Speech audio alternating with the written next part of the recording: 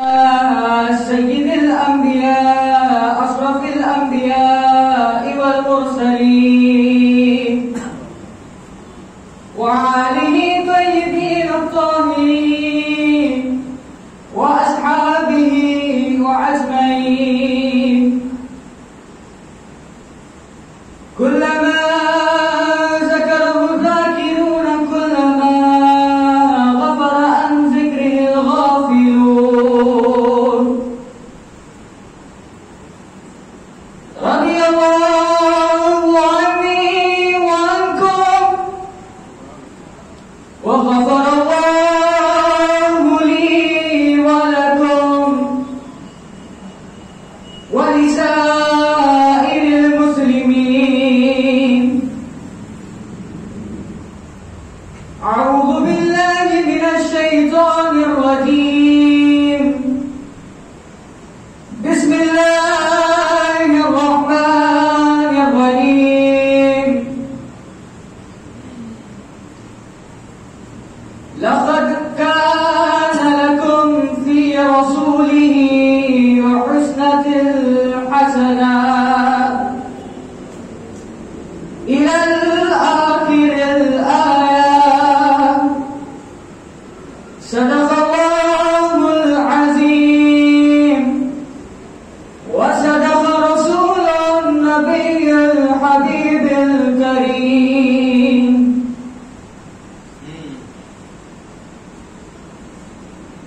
وأحسن منك لم ترى خط عيني وأحسن منك لم ترى خط عيني وأجمل منك لم تلد النساء وأجمل منك لم تلد النساء. خلقت مبرأ من كل عيب خلقت مبرأ من كل عيب كأنك قد خلقت كما تشاء.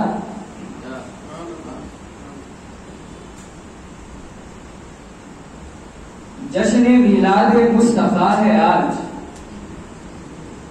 جشن میلاد مصطفیٰ ہے آج اور جوش پر رحمت خدا ہے آج جوش پر رحمت خدا ہے آج. وہ شہنشاہ ہے ملک محبوبی وہ شہنشاہ ہے ملک محبوبی مسند آرا ہوا یہاں ہے آج مسند آرا ہوا ہے یہاں آج. اور عرش کیا آسمان کا فرش سے عرش کیا آسمان کا فرش سے رتبہ بڑھ گیا ہے آج. چاہے جو دل وہ مانگو چاہے جو دل وہ مانگو وقت کیا خوب اے ضیاء ہے آج وقت کیا خوب اے ضیاء ہے آج. نمی دانم چه منزل بود نمی دانم چه منزل بود که شب جائے کہ من بودم نمی دانم چه منزل بود که شب جائے کہ من بودم. بہر سو رقص بسمل بود بہر سو رقص بسمل بود کہ شب جائے کہ من بودم بہر سو رقص بسمل بود کہ شب جائے کہ من بودم. اور خدا خود میر مجلس بود اندر لامکا خسرو خدا خود میر مجلس بود اندر لامکا خسرو کہ محمد شمع محفل بود سب جائے کہ من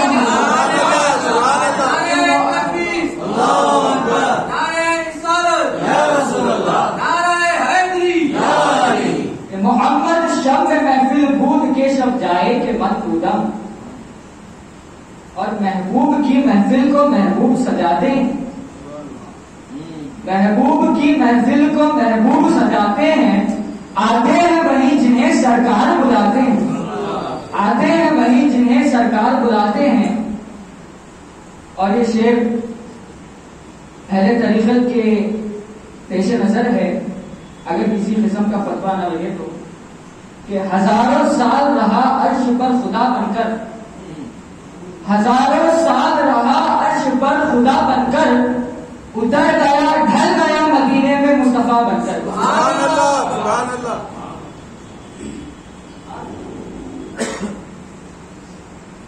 ایک مرتبہ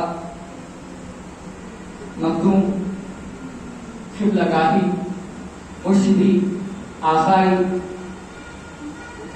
حضور سراج المشاہد صاحب قبلہ علیہ رحمت و رضوان کی بارگاہ میں درود پاک کا نذرانہ پیش کرے. اللہم صلی علی سیدنا محمد وعلی آل سیدنا محمد کما تحب و ترضى ان تصلی علیہ. صلاۃ و سلام علیک یا رسول اللہ، صلاۃ و سلام علیک یا حبیب اللہ. شہ نشین پر تشریف فرما.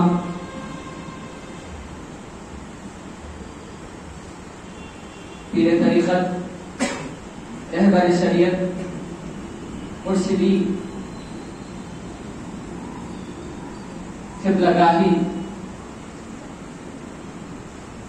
حضرت سجادہ نشین صاحب قبلہ قدس اللہ العالی، سجادہ نشین و متولی بارگاہ آثار خود سے رضوی مغدورہ و روضہ خرد موسومہ تقی عبداللہ شاہ صاحب قبلہ عیدی بازار قدس اللہ العالی و ام محترم حضرت سید شاہ باسط حسین رضوی المدنی صاحب قبلہ دامت برکاتہم عالیہ و استاد محترم مولانا شاہ تقی الدین احمد نظامی رضوی صاحب قبلہ قدس اللہ العالی. حاضرین کرام، یا یوں مخاطب کروں کہ عاشقان جمال محمدی بیش شیفتگان نور احمدی علیہ الصلوۃ والسلام، السلام علیکم ورحمۃ اللہ وبرکاتہ.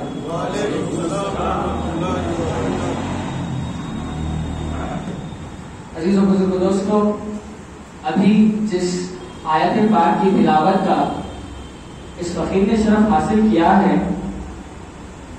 اس میں اللہ جل شانہ قرآن پاک میں یہ فرماتے ہیں کہ اے لوگو، میں نے تمہارے رسول کو تمہارے لیے ایک بہترین نمونہ بنایا.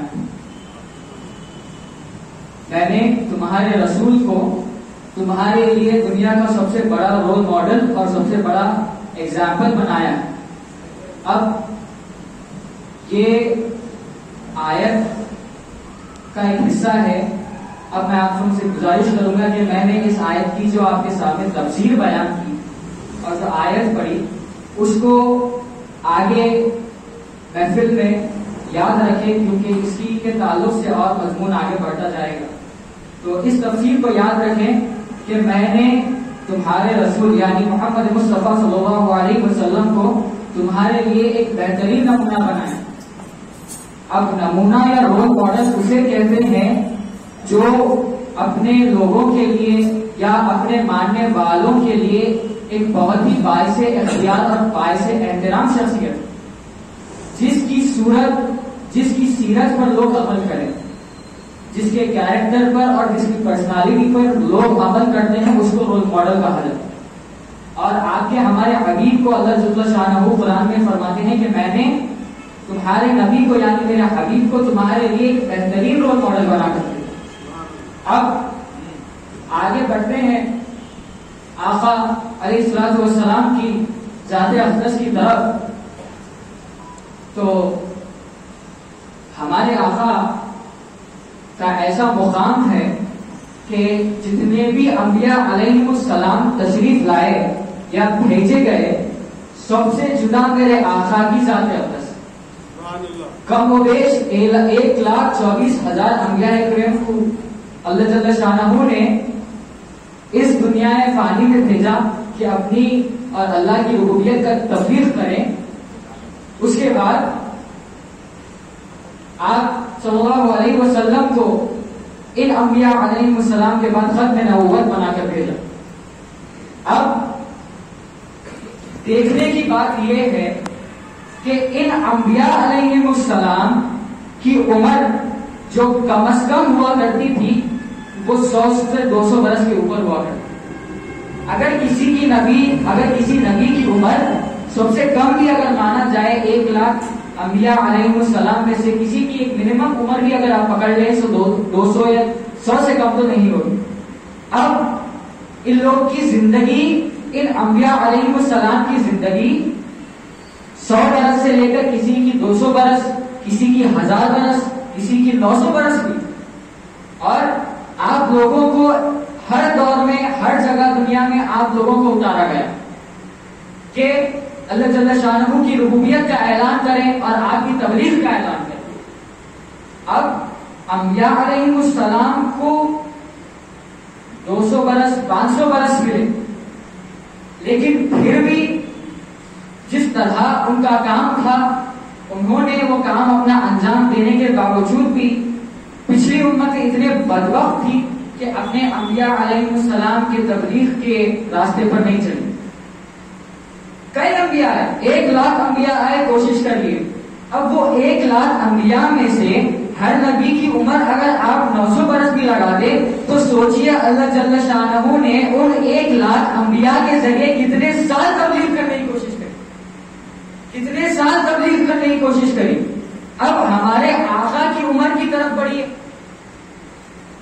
ہمارے ماں و مرجع کی عمر کی طرف بڑھیے، ظاہری حیات جو ہمارے آقا کی ہوئی وہ 63 برس 63 ایئرس۔ اب ان 63 ایئرس میں سے ہمارے آقا نے 40 سال کی عمر میں اعلان نبوت کیا، نبوت کا دعویٰ نہیں کیا بلکہ اعلان نبوت کیا۔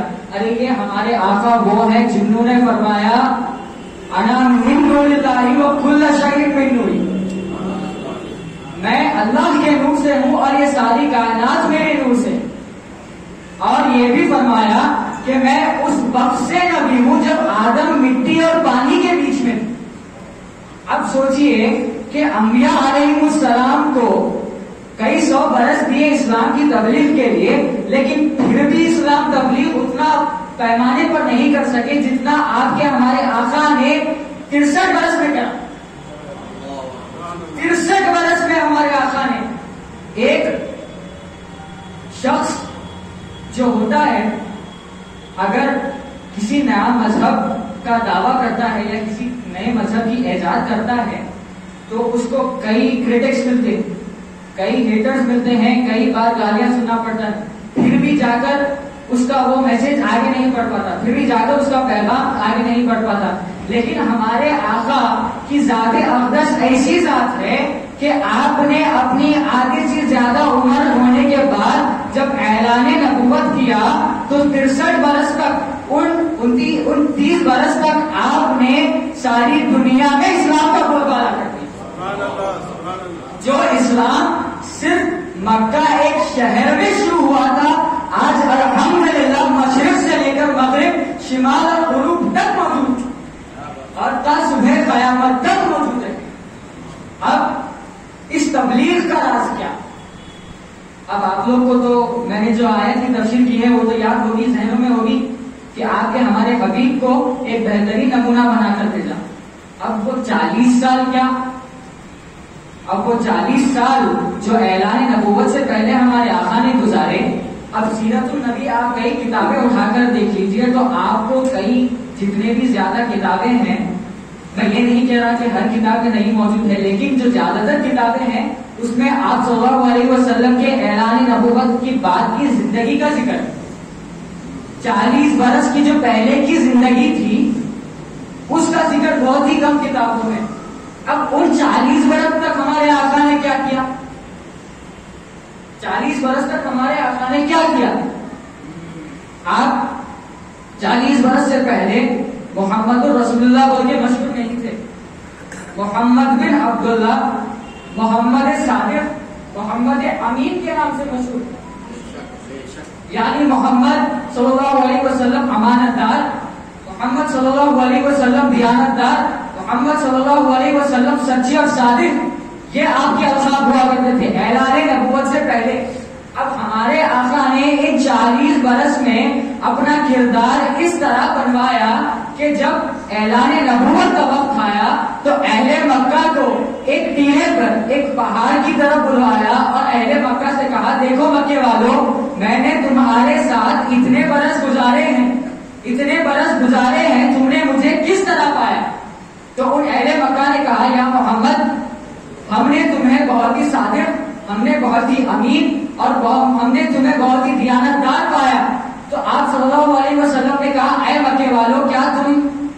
بات پر صحیح اٹل رہ سکتے ہو؟ کہا بے شک یا محمد، ہم اگر تجارت کو جاتے تو ہم ہمارا ساز سامان کسی کے حوالے نہیں بلکہ آپ کے حوالے کیا کر کے جاتے کہ آپ کے جتنا صادق اور امین سارے مکہ میں نہیں۔ تو اب ہمارے آقا نے کہا دیکھو اگر تمہارا یہ عقیدہ میری طرف ہے اور میں اگر تم کو کہوں کہ اس چڑھائی کے پیچھے، اس قلعے کے پیچھے سے ایک فوج آ رہی ہے جو تمام اہل مکہ کو ختم کرنے کے لیے تیار ہے، تو کیا تم اس بات کو مانو گے؟ تو اہل مکہ نے ہمارے آقا کے کردار میں اتنا ڈوب چکے تھے تو کہا یا محمد اگر آپ یہ کہہ رہے ہیں کہ ایک فوج ہمیں ختم کرنے کے لیے آ رہی ہے تو بے شک آپ سے زیادہ سچی بات کوئی نہیں کر سکتا۔ یہ کردار ہے محمد صلی اللہ علیہ وسلم۔ جب اپنے کردار پر آپ نے لوگوں کو، جب اپنے سیرت پر آپ نے لوگوں کا عمل کروایا، اس کے بعد آپ نے اپنی صورت کا جمع دیا۔ سیرت اسی لیے ہر جگہ صورت ہر چیز نہیں ہوتی بلکہ سیرت بھی ہوا کرتی۔ بے شک اہل سنت و جماعت میں سب کی صورت بھی ہے لیکن سیرت بھی اسی طرح۔ اہل سنت مشہور اپنی صورت کے لیے بعد میں، سیرت کے لیے پہلے۔ کیوں؟ اپنے آقا کے ماننے والے، سیرت والے آقا کے ماننے والے۔ اب ہمارے آقا کی سیرت کیسی، ہمارے آقا کے اختیارات، جیسا کہ ابھی کچھ دیر پہلے میرے جداد بھائی نے ایک شعر پڑھا، اکثر مخدوم حضرت سراج المشائخ یہ شعر عرض کیا کرتے، اسی کو انہوں نے دہرایا کہ ایک آدھ معجزہ مانے کوئی بشر، ایک آدھ معجزہ مانے کوئی بشر، یہاں تو ساری حیات سلسلہ ہے معجزات۔ میرے آقا کا اٹھنا معجزہ، میرے آقا کا چلنا معجزہ، میرے آقا کا سفر کرنا معجزہ۔ اب چند معجزات آپ کے سامنے پیش کرتا چلوں اس کے حوالے سے، چونکہ میں نے جو آیت آپ کو بتلائی ہے اس آیت پر نظر رہے کہ ابھی کچھ دیر پہلے استاد محترم نے حضرت جابر کے صاحبزادوں کا واقعہ آپ کو سنایا، آپ نے سماعت فرمایا کہ آپ صلی اللہ علیہ وسلم نے اپنے اختیار استعمال کرتے ہوئے جابر رضی اللہ تعالیٰ عنہ سے کہا اے جابر تمہارے صاحبزادوں کو کہو کہ میں نے رسول اللہ نے بلایا ہے۔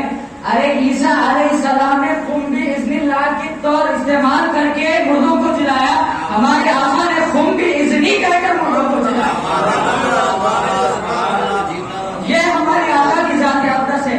اب ہمارے آقا کی ذات اقدس اور اختیارات دیکھیے کہ ہمارے آقا کی انگلی میں اتنی طاقت اور اتنا اختیار کہ چاند کو اشارہ کیا تو چاند دو ٹکڑے ہو گیا، لیکن کبھی اس ہاتھ کبھی اس انگلی سے کسی کی طرف نہ بری طریقے سے نہ اشارہ کیا، نہ اس ہاتھ کو کسی بری طرح سے کسی کے اوپر اٹھایا۔ میرے آقا کی زبان ایسی پیاری زبان کہ میرے آقا کے بولنے پر سورج پلٹ آیا، لیکن آپ نے کبھی اپنی زبان سے کسی کو بری بات نہیں کہی۔ میرے آقا کے قدم مبارک ایسے قدم مبارک کہ اگر کیچڑ میں پاؤں پڑ جائے تو قدم کا نشان نہیں آتا، اگر خالی زمین پر، اگر دست زمین پر پاؤں پڑ جائے تو اس پر میرے آقا کے نشان آتے، لیکن کبھی اس پاؤں سے آپ نے کبھی کسی کو بد نظریے سے کبھی مانا نہیں۔ یہ اختیارات مصطفیٰ ہے۔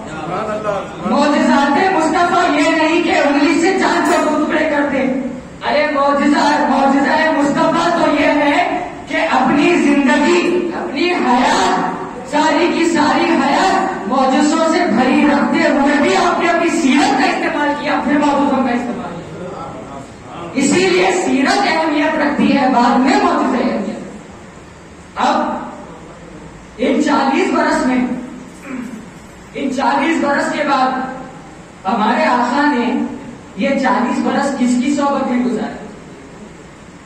مولانا ادھر میں جو آیت میں پیش کیا تھا اصل اشارہ اسی طرف تھا میرا کہ آقا نے 40 برس کس کے ساتھ گزارے، 40 برس تک کس نے ہمارے آقا کی پرورش کی، 40 برس تک ہمارے آقا کا کردار کس نے آیا کیا؟ کیا بات ہے، اچھا اشارہ۔ معلوم ہے کسی کو؟ حضرت ابو طالب رضی اللہ تعالی عنہ آج جو ایمان ابو طالب پہ اعتراض کرتے ہیں، ارے تمہیں کو کیا پتا، تمہیں کیا پتا کہ جو آج کردار مصطفیٰ، آج سیرت مصطفیٰ آج جو ساری دنیا میں مشہور ہے، وہ پرورش کسی کی نہیں بلکہ حضرت ابو طالب کی ہے. اب حضرت ابو طالب کون؟ حضرت ابو طالب سرکار کے چچا تھے، کیونکہ حضرت سرکار صلی اللہ علیہ وسلم کے والد ماجد حضرت عبداللہ رضی اللہ تعالیٰ عنہ کا وصال حضور صلی اللہ علیہ وسلم کی کموری میں ہو گیا تھا، تو اس وجہ سے آپ کی پرورش حضرت ابو طالب نے کی. اب 40 برس تک حضرت ابو طالب سرکار کے پیچھے رہے. ارے حضرت ابو طالب ایسی ذات اقدس، ایسی شخصیت ہیں کہ اپنے بھتیجے محمد صلی اللہ علیہ وسلم کو کردار کے لیے، سیرت کے لیے آگے تو بڑھایا، لیکن ایسی ذات حضرت ابو طالب کی ہے کہ ہر رات بستر مصطفیٰ پہ اپنے صاحبزادے پڑھا کرتے تھے. میرے آقا کے بستر پہ حضرت ابو طالب روز اپنے دوسرے ایک الگ صاحبزادے کو لٹایا کرتے. کسی نے پوچھا، اے ابو طالب، تم محمد صلی اللہ علیہ وسلم کے بستر پہ روز اپنے دوسرے الگ الگ صاحبزادوں کو بٹھاتے ہو، الگ الگ صاحبزادوں کو سلاتے ہو، کیوں ایسا کرتے ہو؟ حضرت ابو طالب نے کہا، محمد صلی اللہ علیہ وسلم میری امانت نہیں بلکہ خانہ کعبہ کے خدا کی امانت، اس لیے میں اپنی پرواہ نہیں بلکہ عوام کی پرواہ کرتے ہوئے اس طرح کا عمل کر رہا ہوں. اب حضرت ابو طالب رضی اللہ تعالیٰ عنہ جو کردار اور جو سیرت ہمارے نبی صلی اللہ علیہ وسلم میں ڈالے ہیں، اس آیت کو میں نے جو پڑھا ہے کہ اے حبیب، میں نے تمہیں تمہارا رسول بہت ہی اچھا رول ماڈل بنا کر بھیجا. اب رول ماڈل، اب ہمارے ذات آقا کی ذات اقدس تو ایسی ذات اقدس ہے کہ میں نے ابھی کچھ دیر پہلے حضرت حسان بن ثابت جو دنیا میں سب سے پہلی نعت لکھنے والی شخصیت ہے، ان کا کلام دنیا کی سب سے پہلی نعت آپ لوگ کے سامنے پیش کرنے کا سعادت حاصل کیا ہوں. تو ہمارے آقا اس میں کے لیے فرماتے ہیں کہ وہ احسن من کا لم ترى قط عینی، کہ اے حبیب آپ اس طرح پیدا ہوئے ہیں کہ آپ اپنی مرضی سے پیدا کیے گئے. لیکن دنیا والوں کو دکھانا تھا کہ جس شخص کی پرورش میں رہتا ہے اسی کے کردار اور اسی کی سیرت انکلکیٹ کرتا ہے، اسی کی سیرت اپنے آپ میں ڈھالتا ہے. اب حضرت ابو طالب سے پہلے حضرت عبد المطلب سرکار کے دادا اور حضور اکرم صلی اللہ علیہ وسلم کو کچھ سال پالنے والوں میں آپ کا بھی ایک نام ہے آتا ہے. تو حضرت عبد المطلب کعبے کے متولی، خدا کے گھر کے حفاظت کرنے والے. متولی اسے کہتے ہیں جو کسی اللہ والے کے در پہ یا کسی اللہ مسجد یا اللہ کے گھر پہ جو حفاظت کے لیے بٹھایا جاتا ہے یا ایک نمائندہ بنایا جاتا ہے، اس نمائندے کو متولی کہتے ہیں. تو اس دور میں حضرت عبد المطلب خانہ کعبہ کے متولی تھے. اور حضرت ابو طالب کے بعد یہ تولیت حضرت ابو طالب کے پاس آئی. حضرت عبد المطلب کے بعد حضرت ابو طالب کے پاس آئی. اب میں ایک بات آپ کے سامنے یہ عرض کرنا چاہوں گا کہ اللہ جل شانہ یہ فرماتا ہے کہ میں نے کعبے کو پاک و صاف رکھا، میں نے کعبے کو پاک و صاف رکھا. اب یہ بات مشہور ہے کہ کعبے کے اطراف بت تھے، جو بت کی پوجا ہوا کرتی تھی وہ کعبے کے اطراف ہوا کرتی تھی، کعبے کے اندر نہیں. اب تو مجھے یہ بتائیں کہ اللہ کیوں اپنے گھر کی حفاظت کرنے والے متولی کو کافر بنائے گا؟ اللہ جل شانہ کبھی اپنے گھر کی حفاظت کرنے والے کو بے ایمان بنائے گا؟ ارے اللہ جل شانہ یہ قرآن میں ارشاد فرماتا ہے کہ میں اپنے گھر کو چوروں کے حوالے نہیں، بے ایمانوں کے حوالے نہیں، بلکہ ایمان والوں کے حوالے کرتا ہوں. اسی طرح آج کل کے دور میں بھی جو خانخواہیں ہیں ان پہ بھی جو منتخب حفاظت کرنے والے یا متولی ہوتے ہیں وہ بے ایمان نہیں ہوتے بلکہ ایمان والے ہوتے. کبھی ان پاک جگہوں کی حفاظت و خدمت کبھی چوروں اور بےایمانوں کے پاس نہیں جاتی. یہ اللہ کا وعدہ اور اللہ کا حکم. اب حضرت ابو طالب اس بات سے یہ معلوم ہوتا ہے کہ حضرت ابو طالب کعبے کے متولی ہوتے ہوئے کس طرح ایمان پر تھے. اب حضرت ابو طالب کی طرف سے یہ میں نے آپ لوگ کو کچھ دلیل دی. اب ویسے تو ہر ایمان والا حضرت ابو طالب کے ایمان پر قائم. ایک جملہ آپ کے سامنے پیش کرنا چاہوں گا اگر سماعت فرمائیں تو، کہ ایمان ابو طالب پہ ایمان رکھنا ایمان کی علامت ہے. ایمان ابو طالب پہ ایمان رکھنا ایمان کی علامت ہے. یعنی اب جب تک آپ حضرت ابو طالب کے ایمان ہونے پر آپ اپنا عقیدہ ایمان نہیں رکھیں گے جب تک آپ کا ایمان بھی مکمل نہیں. کیونکہ میرے آقا کا ارشاد ہے کہ میں پاک نسلوں سے ہوتا ہوا آیا ہوں، تو کیا ہمارے اللہ جل شانہ ہمارے حبیب کو نعوذ باللہ من ذالک کسی کافر کے گھر سے پیدا کرتے؟ اب چلو مان بھی لیں کہ آپ صلی اللہ علیہ وسلم نعوذ باللہ من ذالک حضرت ابو طالب اگر کافر تھے بھی تو حضرت ابو طالب تو وہ ذات اقدس ہے جو سرکار کی نکاح پڑھائے. حضرت خدیجہ الکبریٰ رضی اللہ تعالی عنہ سے جو نکاح سرکار کا ہوا، نکاح پڑھانے والے کون؟ قاضی کون؟ حضرت ابو طالب. اب کافر سے اگر نکاح پڑھا ہے تو نکاح ناجائز ہو جاتا. اب اگر اس صورت سے دیکھیں نعوذ باللہ من ذالک تو آپ سرکار کے نکاح کو ناجائز بول رہے ہیں، آپ کا ایمان ہی باقی نہیں رہا. تو اس بات پر عمل کرنا ضروری ہے. اب مثلا مثال اگر دے رہا ہوں، اب حیدرآباد میں ماشاءاللہ شادیاں بہت ہی دھوم دھڑاکے سے ہوتی. ہندوستان میں کسی جگہ کی اگر شادی مشہور ہے تو حیدرآباد کی شادیاں کہ دولہا صبح 12 بجے سے تیار ہوتا ہے لیکن شادی خانے کو رات کے 12 بجے پہنچتا ہے. اب قاضی پریشان. اب قاضیوں کا بزنس ماشاءاللہ اتنی آگے بڑھ چکا ہے کہ وقت واحد میں 3 سے 4 جگہ نکاح پڑھانا ہوتا ہے. اب مثال کے طور پہ اب قاضی کہیں بھی اویلیبل نہیں، دولہے کو نکاح پڑھانا ہے. پورے حیدرآباد کا چھان مان لیے، ارے کہیں بھی جو ہے سو نکاح پڑھانے والے قاضی صاحب نہیں مل رہے. ہر جگہ دیکھے تو دولہا 12 بجے آیا، قاضی ایک جگہ کی جگہ 4 جگہ. پھر کیا کریں گے؟ اب کسی کو خیال آیا، اب کسی کو کیا اہل طریقت کو خیال آیا حضرت ابو طالب سرکار کا نکاح بھی چلو کافی پڑھے تھے، اب کیا ہے پنڈت جی کو بلا کے ہم بھی ہمارا نکاح پڑھائیں گے. اب ہندوستان گنگا جماعت تہذیب کیا سے مشہور ہے، قاضی نہیں ملے تو پنڈت جی.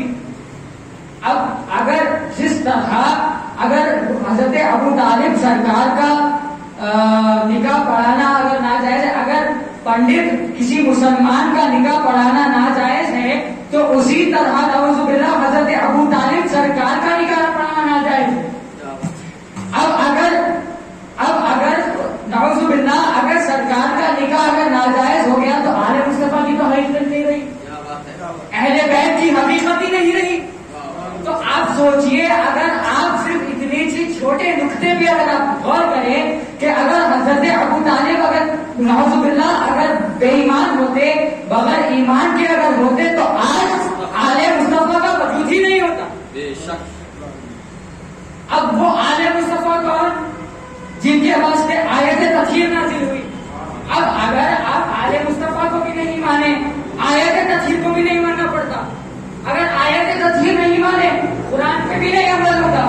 اب قرآن نہیں مانے تو ایمان ہی باقی نہیں. اب صرف حضرت ابو طالب کے ایمان سے دیکھیے کتنی طرح سے وائرس پھیلتا ہوا آپ کا ایمان ختم کرتا. اس لیے میں نے کہا کہ ایمان ابو طالب پہ ایمان رکھنا ایمان کی علامت ہے. جب تک حضرت ابو طالب کو ایمان پر نہیں مان لو گے جب تک آپ کا ایمان بھی مکمل نہیں. اب کردار مصطفیٰ کی طرف آگے بڑھتے ہیں. ہمارے آقا کا کردار. اب لوگ کہتے ہیں قرآن کی ایک آیت کا استعمال کرتے ہوئے کہ اللہ جل شانہ نے اپنے حبیب سے کہا کہ اے حبیب آپ اپنے امتیوں سے کہہ دیجئے کہ میں تمہاری طرح بشر، انا بشر مثلکم.